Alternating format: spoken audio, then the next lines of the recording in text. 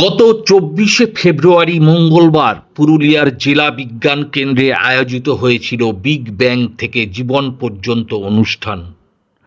জেলা বিজ্ঞান কেন্দ্রে আয়োজিত হয়েছিল মহাবিশ্বের উৎপত্তি এবং জীবনের বিবর্তন অন্বেষণ করেন অসলো বিশ্ববিদ্যালয়ের রোজল্যান্ড সেন্টার ফর সোলার ফিজিক্সের পোস্ট ডক্টরাল ফেলো ডক্টর প্রশান্ত গোড়াই।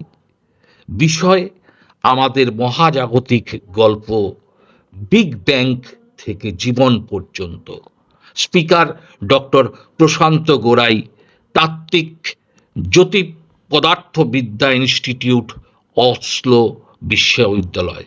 আয়োজক জেলা বিজ্ঞান কেন্দ্র পুরুলিয়া, জাতীয় বিজ্ঞান জাদুঘর পরিষদ NCSM এর একটি ইউনিট।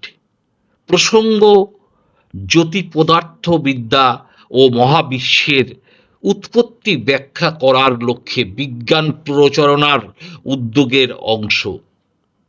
সকাল 11:30টায় এই অনুষ্ঠানের আয়োজন করা হয়েছিল। প্রথমে ডক্টর প্রশান্ত গোড়াইকে বরণ করে নেওয়া হয়েছিল।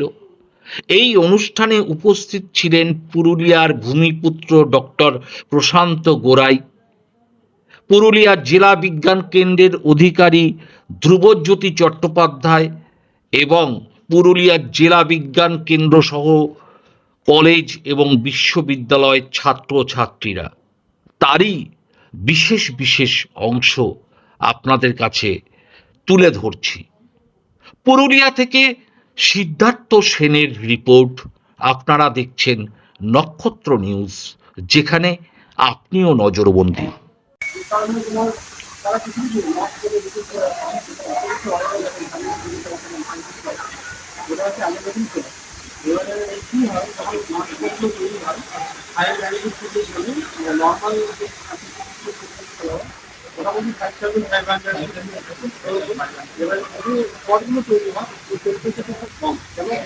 সারাউন্ডিংটা মানে এরকম লো মাসের মতো ডিসফর্ম হয়ে প্ল্যানেট হয় না। হাই মাসের চারপাশে আমরা এখনো কোনো প্ল্যানেট পাইনি আজও।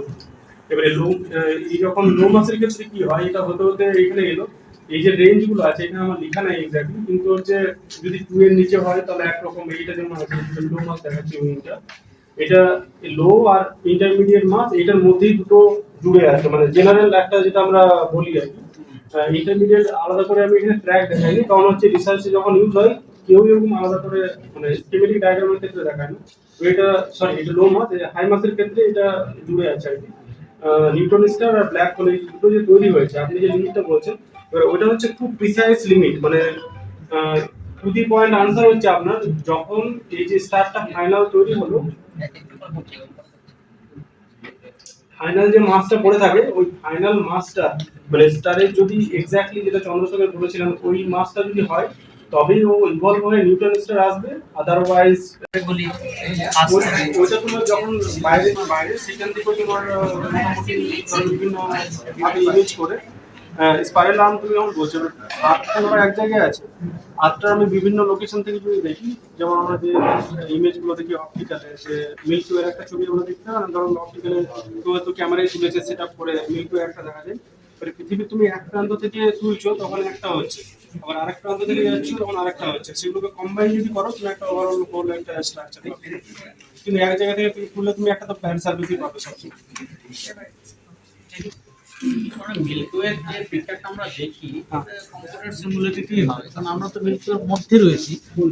মানে মিল্কি ওয়ে গ্যালাক্সির যে পিকচারটা আমরা নরমালি দেখি যে স্পাইরাল হোল স্ট্রাকচার, হ্যাঁ, এবার তার মধ্যে আমরা থেকে সেই পিকচারটাকে আমরা কি করে একটা আর্মি ডিরেকশন আমরা বিভিন্ন অ্যাঙ্গেলগুলোকে দেখতে পাবো, মানে কম্বাইন করলে একটা আসবে, কিন্তু ওভারঅল হোল স্ট্রাকচারটা একটা এই যেটা ইমাজিনেশন বা হচ্ছে কম্পিউটার সিমুলেটেড হ্যাঁ সিমুলেটেড, কিন্তু হোল মানে হচ্ছে একটা আমি বেসিক আইডিয়া পাচ্ছি, সেটা দিয়ে আমি পুরো আর্টটাকে বানাতে পারছি। আর এই যে এইটা আসছে, এই যে নেচারটা আসছে, এবার আমি হচ্ছে আমাদের গ্যালাক্সি থেকে যখন অন্য গ্যালাক্সি দেখছি, অন্য গ্যালাক্সিতে স্পাইরাল আছে অলরেডি, সেটা হচ্ছে আপনার ধরুন একটা রেডিও টেলিস্কোপ দিয়ে আমি অন্য কোনো গ্যালাক্সিকে ম্যাপ করেছি, সেটা দেখলাম, সেটার স্ট্রাকচারটাকে আমি জানতে পারছি।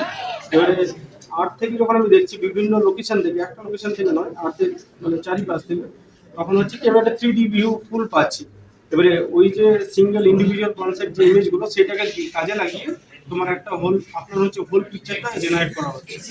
কিন্তু আলটিমেট যে ইমেজটা হবে আপনি যেটা বলছেন সেটাই হবে, কারণ হচ্ছে আমি তো বাইরে গিয়ে আমাদের গ্যালাক্সির বাইরে তো কোনো ইনস্ট্রুমেন্ট পাঠাতে পারছি না যে টপ ভিউ একটা ছবি নিলাম। মানে তোমার আমি ওটাই বলছি পৃথিবী থেকে এক করতে পারি আমাদের রিসার্চের জন্য। তো এটা হচ্ছে আমার আউটলাইন যে টক আমি কিভাবে বলবো। প্রথম হচ্ছে হিস্টোরিক্যাল ওভারভিউ, তারপরে থাকবে হচ্ছে বিগ ব্যাং প্রেজেন্ট ডে, এটা আমি দেখাবো। আর এই লাইফ সাইকেল অফ স্টার্স যেটা আছে সেটার মধ্যে আমি তোমাদেরকে এটা বোঝানোর চেষ্টা করবো, কারণ আমরা এখন সোলার সিস্টেম, তো সোলার সিস্টেমের মধ্যে আর্থের মধ্যে আমরা রয়েছি, কিন্তু সোলার সিস্টেমটা অনেকদিন আগে ফর্ম হয়েছে, মোটামুটি অনেক কোটি বছর আগে। তো সেইটা আমরা তো আমাদের সিস্টেমটাকে আর ব্যাকে নিয়ে যেতে পারবো না। কিভাবে এখন প্রেজেন্ট ডেতে যেভাবে তারাগুলো তৈরি হয়, তাদের চারপাশে কিভাবে প্ল্যানেট তৈরি হয়, সেটা আমরা লাইফ সাইকেল অফ স্টারের মাধ্যমে বোঝার চেষ্টা করবো। আর পৃথিবীর মাধ্যমে কিভাবে পৃথিবীতে কিভাবে প্রাণের অস্তিত্ব হয়েছে সেটা, বা প্রাণী কিভাবে এসেছে সেটা নিয়ে কিছু আমরা বোঝার এখানে আলোচনা করবো।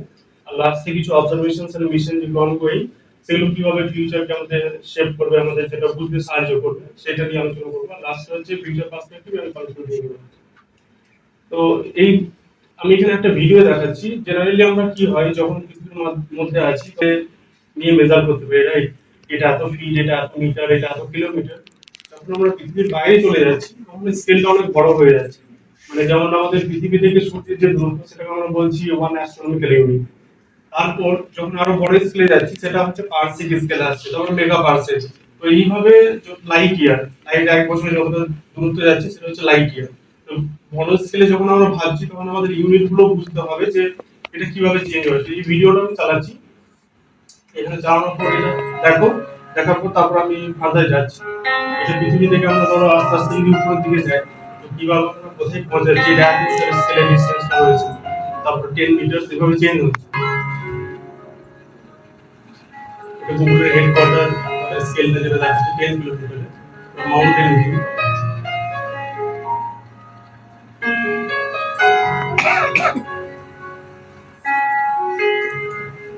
আমরা পৃথিবীর বাইরে মোটামুটি চলে এসেছি। এই যে স্কেলটা আছে 1 মিলিয়ন কিলোমিটারের মধ্যে মুন আর এই ডিসটেন্স রয়েছে মোটামুটি।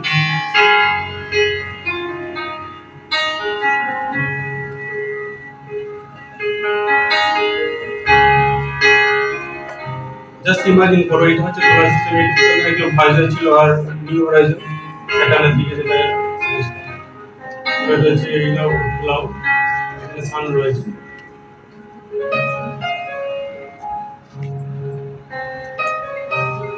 এটা আমরা লোকাল ইন্ডাস্ট্রিয়াল ক্লাউড বলছি, যেগুলো space between stars system. 1000 light ইয়ার্সে দেখো আমরা আমাদের গ্যালাক্সি এখানে দেখতে পাচ্ছি এই স্কেলে। এটা যেমন আমাদের একটা গ্যালাক্সি, এটা সেরকম মিল্কি ওয়ে, সেরকম অনেক স্যাটেলাইট গ্যালাক্সি রয়েছে, লোকাল গ্যালাক্সি অফ গ্রুপ রয়েছে। যত আমরা দূরে যাচ্ছি আস্তে আস্তে লোকাল সুপার ক্লাস্টার তৈরি হচ্ছে। আমরা কসমিক ওয়েভ স্কেলে চলে গেছি অলমোস্ট 1 বিলিয়ন লাইট ইয়ার্স। এটা হচ্ছে ইউনিফর্ম ইউনিভার্স। আবার যদি ফিরে ব্যাক করি তো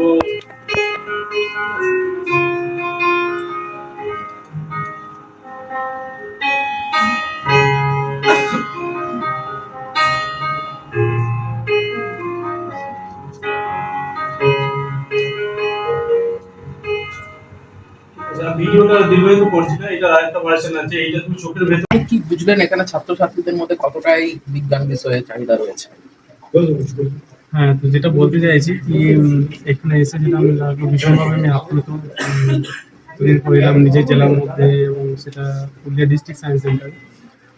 ছাত্রছাত্রীরা ভীষণভাবে আগ্রহী, আমি যেটা বললাম অ্যাস্ট্রোফিজিক্সে, এবং তারা ভবিষ্যতে আমার মনে হয় যে রিসার্চে আরও গবেষণার দিকে আরও বেশি আগ্রহী হবে। আর যেটা মেন হচ্ছে কি ওরা সবসময় তো আর সব সুযোগ পায় না যে কীভাবে কোন দিকে এগোলে ভালো হয়, এবং এটা হচ্ছে আর্লি ক্যারিয়ার স্টেজ ওদের জন্য। তো বিভিন্ন বিষয় সম্বন্ধে ওরা জানতে পেরেছে, বিভিন্ন বিষয়ে আমার সাথে আলোচনা করেছে, অনেক অনেক প্রত্যেকেই প্রায় কম বেশি কোয়েশ্চেন করেছে। এবং স্যার যেটা বললেন কিছুক্ষণ আগে, আমাদের একটা প্ল্যান ছিল কি অবজারভেশন করার, সানস্পট দেখা। কিন্তু সানস্পটগুলো কী হয় যে সবসময় থাকে না, মানে অনেক সময় হয় সানস্পট তৈরি হয় 2-3 ঘন্টার মধ্যে, আবার ওটা ভ্যানিশ হয়ে যায়। তো সেক্ষেত্রে আজকে আমরা একটু আনলাকি বলতে পারি কি টেলিস্কোপ সেট করা ছিল বাইরে, আমরা সানস্পট দেখতে পাইনি। কিন্তু ওদেরকে আমি পুরো বিষয়টা বলে বুঝিয়েছি যে কিভাবে ট্রান্সপোর্ট তৈরি হয় এবং এইসব বিষয়। এই ধরনের আলোচনার মধ্যে দিয়ে কি জেলার ছেলে মেয়েদের বিজ্ঞানের প্রতি আগ্রহ বাড়বে বলে মনে করছেন? হ্যাঁ, আমি মনে করি নিশ্চয়ই বাড়বে। কারণ হচ্ছে ওদের কাছে সুযোগটা অনেকটাই কম। আমাদের এখানে যে বিশ্ববিদ্যালয়গুলো আছে বা যে কলেজগুলো আছে সব জায়গায় কিন্তু যে মহাকাশ বিজ্ঞানের যে সাবজেক্ট টপিক হয় সেটা মাস্টার ডিগ্রিতে হয়। মানে খুব লিমিটেড, মানে স্পেশাল পেপারও নেই। এবং আমি চাইবো যে ফিউচারে আমাদের ইউনিভার্সিটিতে বা কলেজগুলোতে যেগুলোতে মাস্টার ডিগ্রি লেভেলের হবে সেখানে স্পেশাল পেপার অ্যাস্ট্রোফিজিক্স আসুক এবং তারা যাতে ফিউচারে আরো বেশি কাজ করার সুযোগ পায়। ছেলে মেয়েদের প্রতি আজকের এই যে প্রোগ্রামটা হলো, ছেলে মেয়েদের কেমন প্রতিক্রিয়া পাচ্ছেন আপনারা? আপনি প্রতিক্রিয়া আমার যেটা মনে হয় ভীষণই ভালো। কারণ একটা প্রতিক্রিয়া তখনই আমার মনে হয় বোঝা যায় যে যে তারা যখন আমি যখন আলোচনা করছিলাম শোনার পর আমার বক্তব্য শেষ হওয়ার পর ওরা প্রত্যেকেই প্রায় কম বসে প্রায় সব স্টুডেন্টই অনেক প্রশ্ন করেছে। তো প্রশ্ন থেকে আমি বুঝতে পারলাম তারা সবসময় অনেকটাই কিউরিয়াস, অনেক বেশি এবং জানতে আগ্রহী।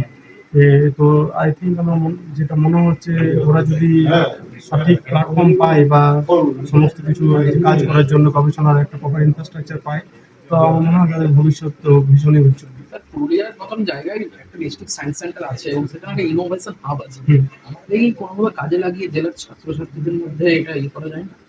হ্যাঁ, নিশ্চয়ই করা যায়। আমার মনে হয় গ্রাউন্ড লেভেলে সেইভাবে এই যে প্রমোশনটা এখান থেকে হচ্ছে ডিস্ট্রিক্ট সায়েন্স সেন্টার থেকে, সেটা আমার মনে হয় সব মানুষ পুরো কমিউনিটি বিভিন্ন গ্রাম এবং শহরেও পৌঁছে যাবে আস্তে আস্তে। এবং সর্বোপরি আই থিঙ্ক আমাদের জেলার যে বিভিন্ন ছাত্রছাত্রীরা আছে, মানে পুরুলিয়াতে এখন সেন্টারটা রয়েছে, বিভিন্ন গ্রাম থেকে তো সবাই আসতে পারছে না সবসময়, কিন্তু বিভিন্ন এখন আজ ফেসবুক, হোয়াটসঅ্যাপ, ইনস্টাগ্রাম এগুলো হয়েছে, এটার মাধ্যমে আমার মনে হয় প্রচারটা খুব বেশি পরিমাণে প্রয়োজন। যেমন আপনারাই আজকে এটাকে তুলে ধরার চেষ্টা করছেন, তো অনেক মানুষের কাছে পৌঁছাবে। পরবর্তীকালে তাদের গার্ডিয়ানরা আমার মনে হয় এটা করে তাদের ছেলে মেয়েদেরকে আবার এটা বিভিন্ন বিষয়ে জানার জন্য বা এখানে পাঠাবে। এবং ইনোভেশন হাবটা ডেফিনেটলি আমার মনে হয় ফিউচারের জন্য খুব একটা ভালো উদ্যোগ, যেটার জন্য আমরা বিভিন্ন জিনিস আবিষ্কার করতে পারি, ইনভেনশন যেটা হতে পারে আর কি। যেমন স্যার একটা দেখাচ্ছিলেন ড্রোন। কি ছিল এবং কে এসেছিল, উনি কোথা থেকে এসেছিল? আজকে আমরা প্রতি বছরই সারা বছর জুড়ে বেশ কিছু জনপ্রিয় বিজ্ঞান বক্তৃতার আয়োজন করে থাকি। এটাও তার একটা অংশ। এই বিজ্ঞান বক্তৃতার মূল উদ্দেশ্যই হচ্ছে ছাত্রছাত্রীদের বিজ্ঞান সম্বন্ধে অনুপ্রাণিত করা। তাই আমরা যারা এই বিষয়ে গবেষণা করে তাদের ডেকে নিয়ে আসি। আজকে আমরা পেয়েছিলাম অশিলো ইউনিভার্সিটিতে গবেষণারত পুরুলিয়ার এক ছাত্র প্রশান্ত মণ্ডলকে। তিনি পুরুলিয়া রঘুনাথপুর কলেজ থেকে কেমিস্ট্রি অনার্স করেছেন, তারপর নরেন্দ্রপুর রামকৃষ্ণ মিশন থেকে মাস্টার ডিগ্রি এবং ক্যালকাটা ইউনিভার্সিটি থেকে পিএইচডি। তারপর উনি চলে যান অসলো ইউনিভার্সিটিতে, ওখানে তিনি মহাকাশ নিয়ে রিসার্চ করছেন। তাকে আমরা এখানে ডেকেছিলাম জনপ্রিয় বিজ্ঞান বক্তৃতা দেওয়ার জন্য, কারণ আমরা সারা বছর ধরে যে কাজগুলো করে থাকি মূলত স্কুল ছাত্রদের জন্য। এবার আমরা কলেজ এবং বিশ্ববিদ্যালয়ের ছাত্রছাত্রীদের ডেকেছিলাম, কারণ দেখতে পাচ্ছি পুরুলিয়ায় যেগুলো বেসিক সায়েন্স, আমরা যেগুলো ফিজিক্স, কেমিস্ট্রি, ম্যাথামেটিক্স, বায়োলজি বলি, তার প্রতি আগ্রহ দিনকে দিন কমে যাচ্ছে। যাতে আগ্রহ সৃষ্টি করা যায় এবং কি কি সুযোগ রয়েছে, আমাদের পুরুলিয়ার ছেলেরা কোথায় রয়েছে সেটা জানানোর উদ্দেশ্য ছিল। সেই সঙ্গে সঙ্গে মহাকাশ বিজ্ঞানে আগ্রহ সৃষ্টি করার উদ্দেশ্য ছিল, সেই জন্য তিনি এসছেন। এই বিজ্ঞান বক্তৃতার পর আমরা আজকে সরাসরি সূর্যকে দেখাচ্ছি, সূর্যের সানস্পট দেখানো হবে এবং সেই সম্বন্ধে উনি কিছু বলবেন, যাতে প্র্যাকটিক্যাল এবং থিওরিটিক্যাল দুটো ব্যাপারেই ছাত্রছাত্রীদের আমরা বিজ্ঞানে অনুপ্রাণিত করতে পারি। ছাত্রছাত্রীদের আকর্ষক যাতে আরো সায়েন্সের প্রতি যাতে ইন্টারেস্ট বাড়ে, তার জন্য আপনারা কি করতে চলেছেন আগামী দিনে? আগামী দিনে আমরা চাইছি যে এই সমস্ত যেগুলো বেসিক সায়েন্স রয়েছে সেই বেসিক সায়েন্সের উপরে আমাদের এখানে কিছু কাজ হোক, এবং তার জন্য আমাদের একটা ইনোভেশন হাব রয়েছে। আপনারা জানেন যে বিগত দিনে ইনোভেশন হাবের যে কাজগুলো হয়েছে সেগুলো প্রশংসিত হয়েছে। সেগুলো শুধু নয়, আইআইটি থেকে তারা পুরস্কার নিয়ে এসছে, তাদের কপিরাইটও পেয়েছে, ছাত্রছাত্রীদের লেখা আমরা আইএসআই জার্নালে পাবলিশ করতে পেরেছি। তা আগামী দিনে কলেজ ছাত্রছাত্রীরা তাদের যে একটা স্পেশাল পেপার রয়েছে, এই এখন নতুন ইউজিসি সিলেবাসে ইনক্লুড করা হয়েছে, তাদের ইন্টার্নশিপ করতে হয়, সেই ইন্টার্নশিপের গবেষণার কাজগুলো এখানেই করুক, যেহেতু পুরুলিয়ায় ছেলেমেয়েদের এই সুযোগটা রয়েছে, জেলা বিজ্ঞান কেন্দ্র রয়েছে, এবং তাদের সাফল্য আসুন। আগামী 28 তারিখে আপনাদের কিছু প্রোগ্রাম রয়েছে। 28 তারিখ জাতীয় বিজ্ঞান দিবস, অবশ্যই আমাদের সারাদিন ধরে প্রোগ্রাম থাকবে সকাল থেকে ছাত্রছাত্রীদের উদ্দেশ্যে। তারপর আমরা আমাদের একটা বিশেষ এনজিও সাহায্য নিয়ে আমরা কিছু বাইরে বিদেশের গবেষক আসছেন এখানে, তারা বক্তব্য রাখবেন। রাত্রে আমাদের প্ল্যানেটারি প্রসেশন হবে, কারণ সেই দিন আমাদের 5টা গ্রহ একই লাইনে আসবে, সেগুলোকে আমরা দেখাবার চেষ্টা করব। এভাবে সারাদিন ঘুরে সেদিন অনুষ্ঠানে আমরা পরিকল্পনা করেছি। ধন্যবাদ স্যার।